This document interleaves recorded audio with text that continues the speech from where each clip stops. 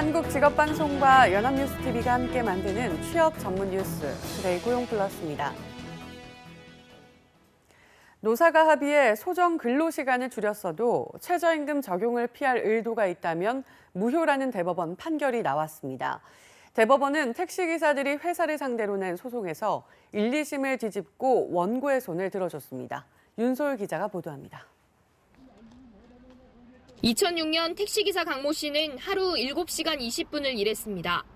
하지만 2010년 노조와 회사가 맺은 임금 협정에 따라 강 씨의 근무 시간은 6시간 40분으로 2011년과 12년에는 4시간 20분으로 차츰 줄었습니다. 택시기사가 일한 시간만큼 고정급여가 올라가도록 최저임금법이 개정됐는데 노사는 산업금 인상 등을 이유로 고정급을 그대로 두고 근로시간을 줄인 겁니다. 하지만 12시간마다 순번을 바꾸는 교대제는 그대로였고 강 씨는 똑같이 일하면서 시급을 적게 받는 꼴이 됐습니다.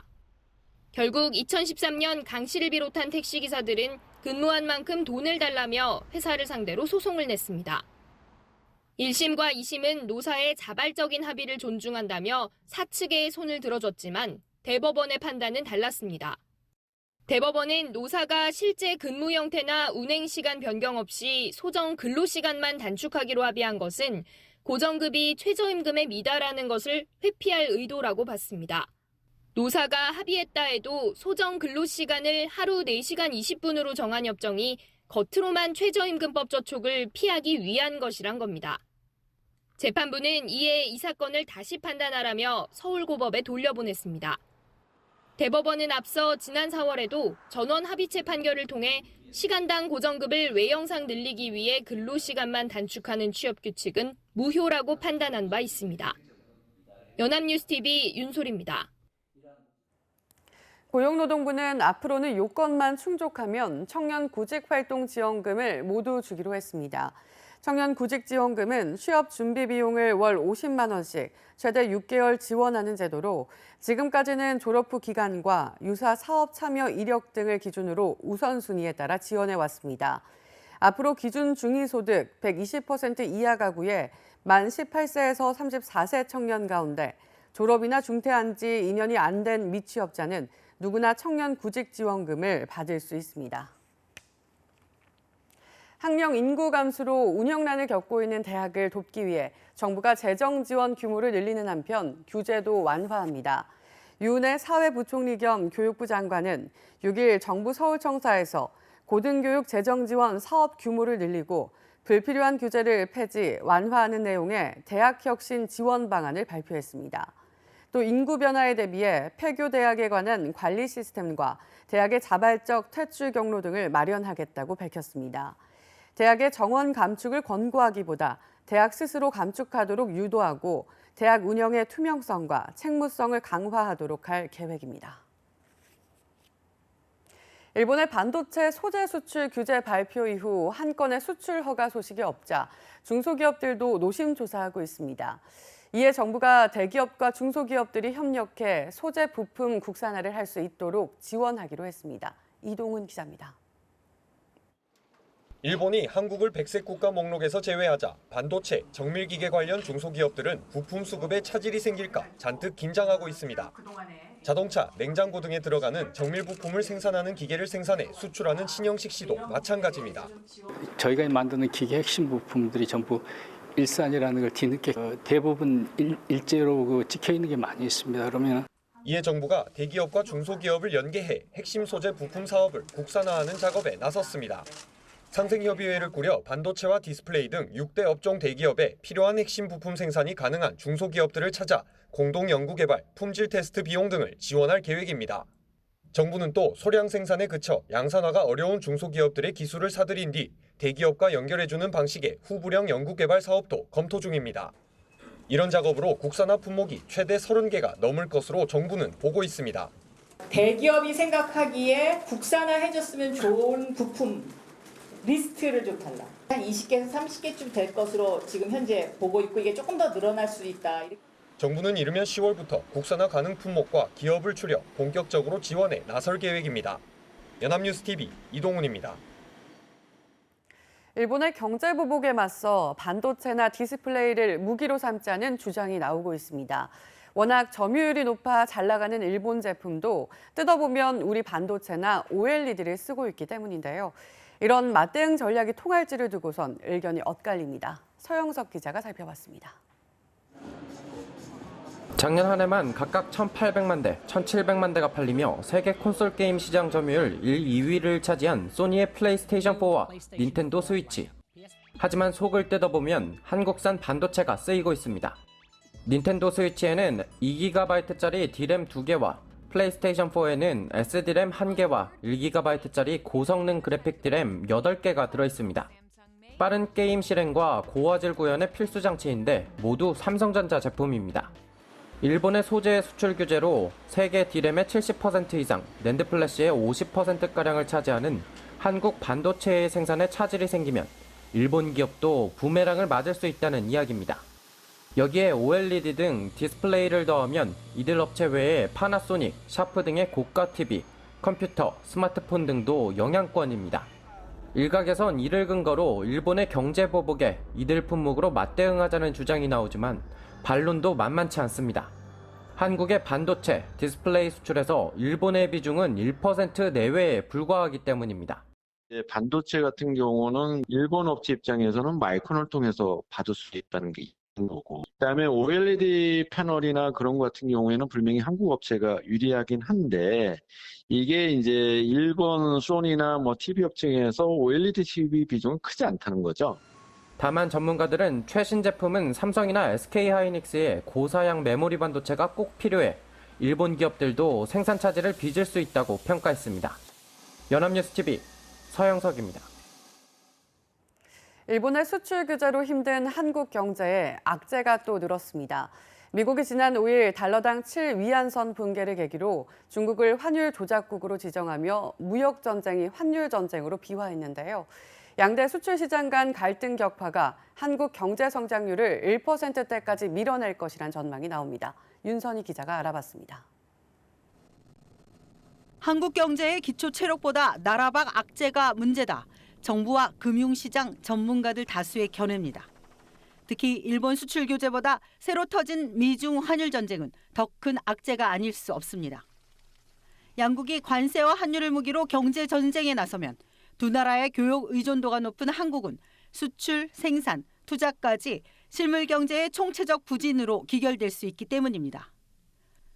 국제신용평가사 피치는 한국을 미중 갈등 격화 시 멕시코에 이어 두 번째로 피해가 큰 나라로 꼽으며 지난 2일 올해 경제 성장률 전망치를 1.76%로 낮췄습니다. 국내외 43개 기관의 올해 한국 성장률 전망 평균은 2.1%, 10곳은 이미 1%대입니다.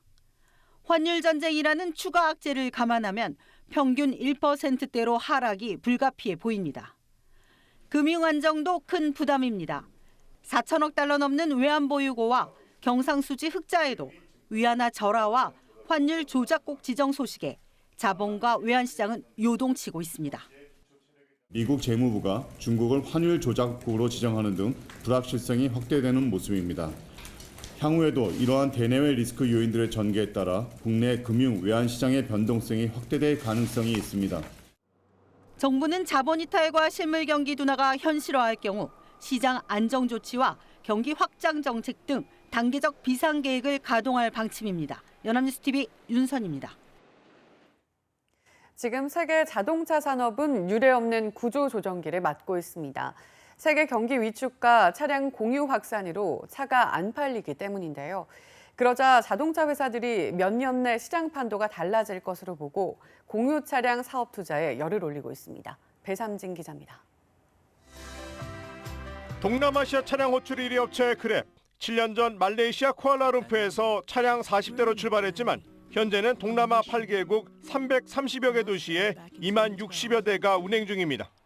이것뿐 아니라 미국 기반의 우버, 중국의 디디 출신까지 나라마다 이미 대표주자로 떠오른 브랜드들이 속출하고 있습니다.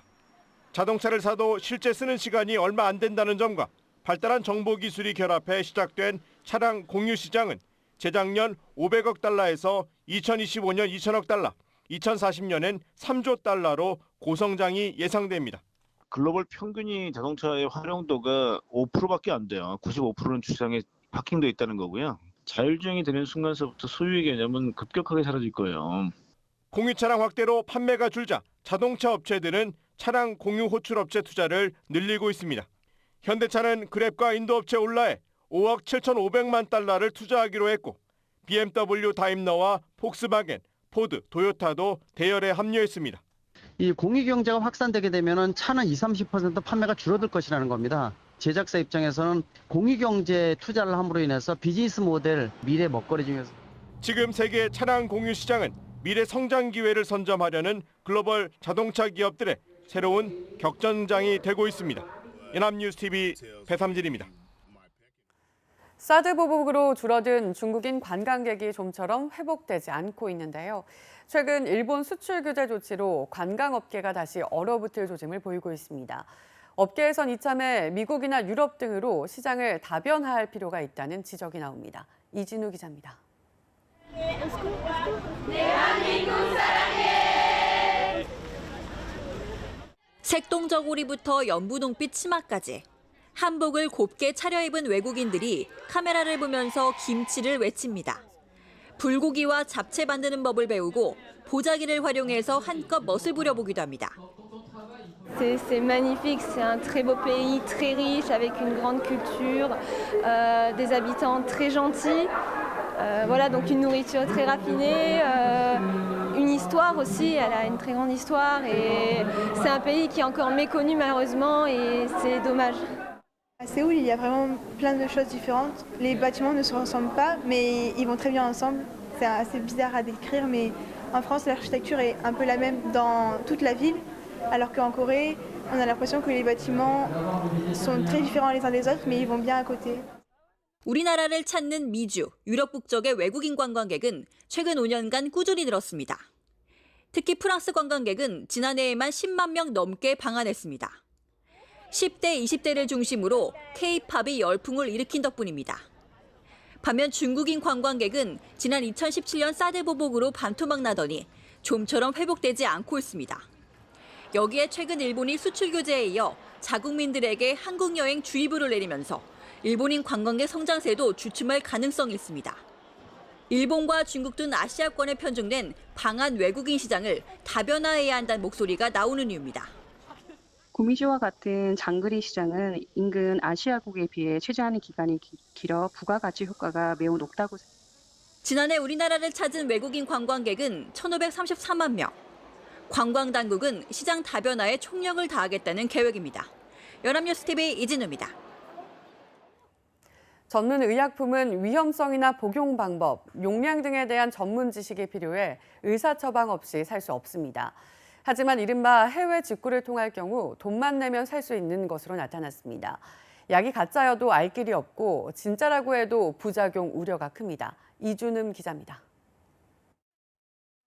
SNS로 낙태약 미프진을 산다고 해봤습니다.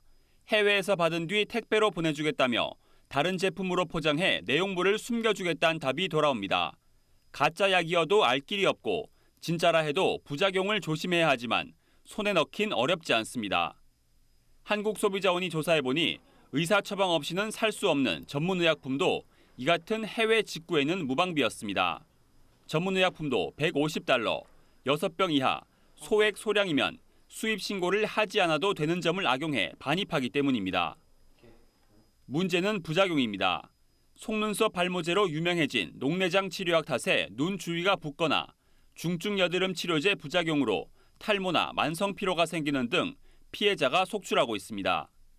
비전문가인 구매자로선 약이 진짜인지 가짜인지도 알기 어렵습니다. 모든 제품이 식별 표시나 제품 설명서가 없고 원 포장이 아닌 다른 포장을 한 상태였습니다. 개인이 그 용법 용량에 대해서 정확히 알지 못하는 상황에서 그 섭취량을 오남용하기가 쉽거든요. 품질이나 안전에 대한 그런 보장을 할 수가 없습니다. 소비자원은 관세청에 전문의약품 통관에 대한 관리 감독 강화를, 식품의약품안전처엔 불법 판매 사이트 단속 강화를 요청했습니다. 연합뉴스TV 이준음입니다.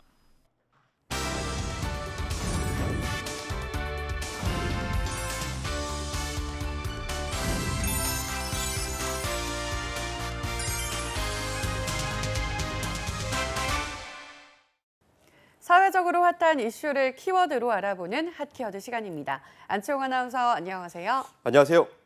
핫키워드 시간입니다. 다단계 시장이 해마다 성장하고 있다고 합니다.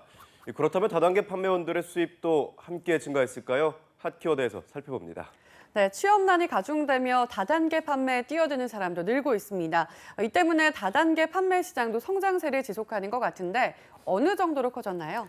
네, 공정거래위원회에 따르면 다단계 판매업자 수는 지난해 말 기준으로 1년 전보다 5개가 증가한 130개로 늘었다고 합니다. 참고로 다단계 판매업자 수는 2014년엔 109개에서 2015년엔 128개로 증가한 뒤 2016년엔 124개로 줄었다가 최근엔 점차 증가하는 추세라고 합니다. 네, 이렇게 규모가 늘었으면 판매원의 수도 늘었을 것 같은데 어땠나요? 네, 물론 증가했습니다. 이 다단계 업체 판매원 수는 전년도보다 3.8% 증가한 903만 명으로 파악됐는데요. 물론 판매원이 여러 곳에서 중복으로 가입된 경우도 있어 실제 판매원 수는 이보다 적을 것으로 예상되지만 공정에 따르면 이러한 다단계 판매원 수는 5년간 꾸준히 늘어난 거라고 합니다. 네, 이렇게 판매원 수가 늘었다면 다단계 구조상 매출액도 늘었을 것 같은데 매출은 얼마나 성장세를 보였나요? 네, 다단계 판매업자들의 지난해 매출액 합계는 전년도 대비 3.7% 늘어난 5조 2,208억 원으로 집계됐는데요. 이 가운데 상위 10개 업체의 매출액의 규모는 전년도와 비교했을 때 1.95% 증가한 3조 6,187억 원에 달한다고 합니다. 매출액 역시 2007년 이후 전반적으로 증가세를 보이고 있어 다단계 시장이 꾸준히 성장하고 있다는 걸 보여주고 있죠. 네, 그렇다면 이렇게 계속 증가하고 있는 매출액은 판매원들에게 골고루 돌아가고 있는 건가요? 네, 이를 위해선 먼저 다단계의 수당 구조를 알아야 합니다. 다단계 판매원의 유일한 수입원은 바로 후원 수당입니다. 방문 판매법상 후원 수당은 크게 4가지 명목으로 지급되는데요. 먼저 판매원 자신의 거래 실적과 판매원 자신의 수당에 영향을 미치는 다른 판매원의 거래 실적, 또 조직 관리 및 교육 훈련 실적, 기타 판매 활동 장려 및 보상 이렇게 나뉘는 거죠. 네, 다단계의 경우 단계가 높을수록 후원 수당을 많이 받는 것으로 알려져 있는데요. 후원 수당을 많이 받는 판매원의 경우 어느 정도를 받고 있었나요? 네, 1%에 달하는 다단계 판매원은 2018년 기준으로 15,593명이었는데요. 이들에게 전체 후원 수당의 무려 55%인 9,806억 원이 돌아갔습니다. 이들이 받은 평균 수당은 6,288만 원이었는데요. 이는 전년 대비 427만 원이 증가한 수준이라고 합니다. 수당으로 연 1억 원 이상을 받은 판매원도 2,039명이었는데요. 하지만 비중으로 따지면 전체 판매원의 0.13%에 불과한 수준이었다고 합니다. 와, 상위 1%가 55%에 달하는 후원 수당을 받다니 정말 다단계다운 수익 구조인데요. 네, 그렇습니다. 구간별로 보면 5천만 원 이상 1억 원 미만에 받은 판매원은 2,803명으로 이 역시 전체 0.18%에 불과했습니다. 또 3천만 원 이상 5천만 원 미만에 받은 판매원은 4,914명으로 전체 0.31%였는데요. 2천만 원 이상에서 3천만 원 미만은 5,838명으로 0.37% 정도에 밖에 되지 않았습니다. 그렇다면 나머지 인원은 얼마를 받게 된다는 건가요? 네, 바로 그 점이 문제입니다. 상위 1%를 뺀 나머지 99%의 판매원 155만 명은 연평균 52만 원밖에 받지 못한 것으로 조사됐습니다. 그러니까 한 달에 겨우 4만 3천 원을 번 겁니다. 1년에 50만 원을 받지 못한 판매원도 131만 9,156명으로 전체 84.19%에 달했습니다. 물론 이러한 판매원의 경우 판매보다는 개인 소비의 목적으로 거래를 했기 때문에 적은 수당을 받았다는 것이 공정위의 설명인데요. 하지만 노력하면 누구든 고액의 수익을 올릴 수 있다는 다단계 홍보에 의구심을 충분히 제기할 수 있는 수익 구조가 발표되었다는 건 의심할 여지가 없을 듯합니다. 네, 취업이 되지 않으니 우선 다단계에 뛰어들어 성공을 하겠다는 사람들도 상당합니다. 물론 실제로 고액의 수당을 챙기는 경우도 있지만 보셨다시피 정말 아주 소수에 불과합니다. 다단계로 황금알을 낳기에는 너무도 가능성이 희박하다는 것. 다단계를 시작할 분들이 있다면 꼭 공정위의 자료를 다시 한번 면밀하게 검토한 뒤 뛰어드시길 바라겠습니다. 지금까지 핫키워드 안치홍 아나운서였습니다. 고맙습니다. 고맙습니다. 지금까지 투데이 고용플러스였습니다. 오늘 저희가 준비한 내용은 여기까지입니다. 함께해 주신 여러분 고맙습니다.